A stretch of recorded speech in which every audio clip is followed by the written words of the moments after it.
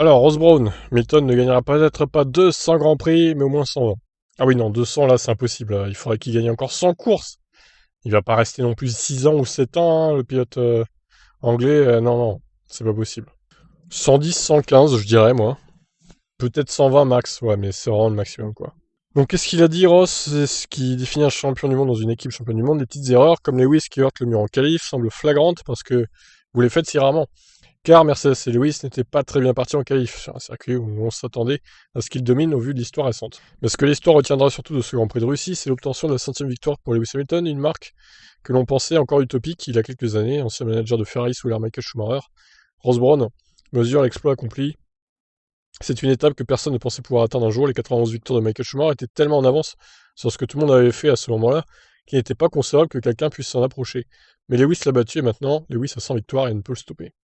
Qui sait jusqu'où il va s'arrêter? Il est avec nous pour encore quelques années au moins, et il gagnera des courses chaque année. Je ne pense pas que nous puissions prédire 200 victoires, mais je pense que nous pourrions certainement en prédire 20 de plus, car il est toujours aussi compétitif et motivé. C'est tout simplement stupéfiant. Je lui adresse mes félicitations, car c'est un centenaire que personne ne pensait pouvoir atteindre. Après, ça dépendra aussi si Mercedes domine toujours l'année prochaine et les prochaines années, quoi. En attendant sa 120e victoire, Hamilton est à la poursuite de son 8e titre mondial, des chiffres qui donnent déjà le tournis.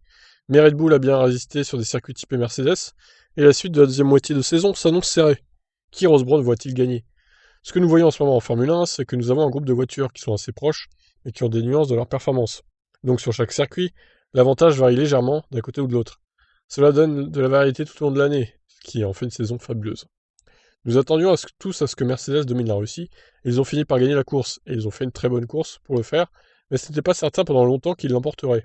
Et c'est tout ce que nous demandons, qu'il y ait des embûches, de l'incertitude et de belles courses. Les Mercedes vont devoir se battre jusqu'au bout si elles veulent remporter le championnat. Se battre dur en interne est différent de se battre en externe.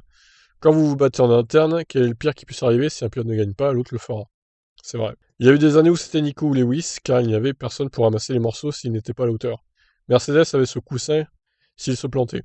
Maintenant, il n'y a plus de coussin. Max est en train de relever un défi énorme pour le championnat. Il a été fantastique dimanche. Il a donné une leçon magistrale de limitation des dégâts pour revenir à la deuxième place. Bien qu'il ait perdu la tête du championnat, il n'est plus qu'à 2 points de Lewis. Oui, il a vachement limité la casse, hein.